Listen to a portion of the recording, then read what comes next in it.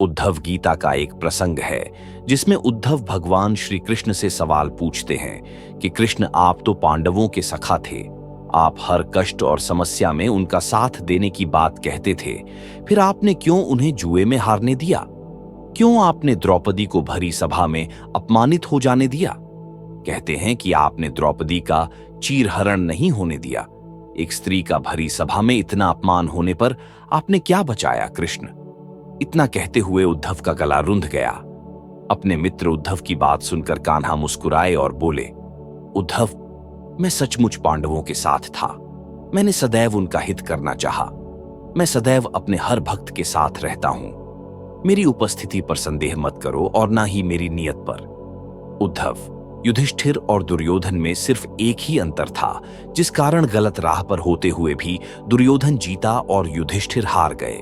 उद्धव ने कहा, कृष्ण, अगर आप युधिष्ठिर के साथ थे तो उन्हें भला किसी और चीज की क्या आवश्यकता थी?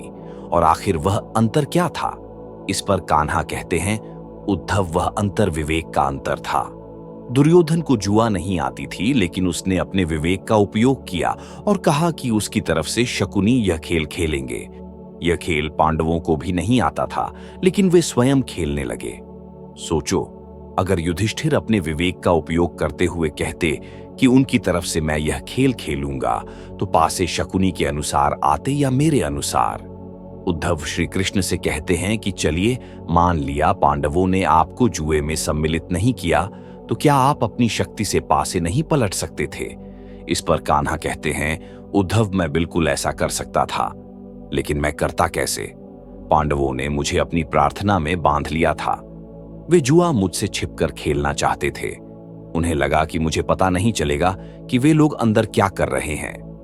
उन्होंने मुझे अपनी प्रार्थना में बांधकर कहा, जब तक आपको पुकारा ना जाए आप अंदर नहीं आएंगे।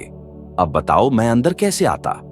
अब उद्धव आगे कहते हैं, कृष्ण, हमने माना आप अंदर नहीं आ सकते थे, लेकिन जिस समय द्रौपदी को अपमानित करते हुए सभा में लाया जा रहा था और फिर भरी सभा में उसका शील भंग किया गया, तब आपने अपनी शक्ति क्यों नहीं दिखाई? इस पर कान्हा ने कहा, उद्धव, द्रौपदी ने भी तो मुझे नहीं पुकारा था। जब उसे अपमानित करते हुए उसके कक्ष से सभा तक लाया गया तो वह अपनी पूरी सामर्थ्य के साथ जूझती रही, लेकिन उसने भी मुझे भुला दिया था। जब उसे लगा कि अब बात उसके वश से बाहर है, तब सभा के भीतर उसने मुझे पुकारा और मैं तुरंत वहां उपस्थित हो गया।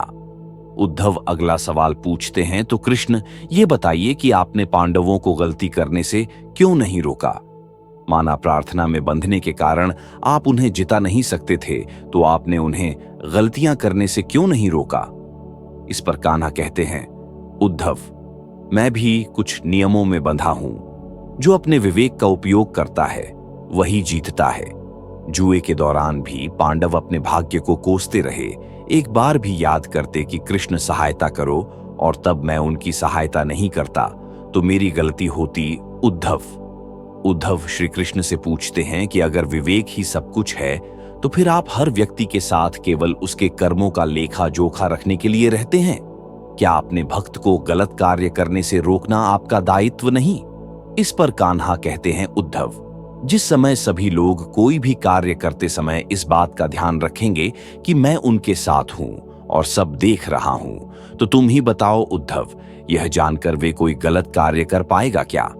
मनुष्य गलत कार्य करते तभी हैं जब दुनियादारी में खोकर वे मुझे भुला देते हैं और मेरी उपस्थिति को अनदेखा कर देते हैं। कान्हा की बात सुनकर उद्धव बोले, आपने बहुत गहरी बात कही है कृष्ण।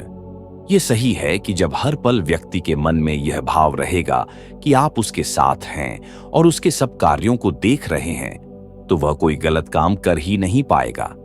फिर जब गलत काम नहीं करेगा तो बुरे परिणाम क्यों भुगतेगा? मैं आपको मेरे सभी प्रश्नों का उत्तर देने के लिए धन्यवाद करता हूं कृष्ण। ऐसी रोचक जानकारी के लिए हमारे चैनल को लाइक, शेयर और सब्सक्राइब करें।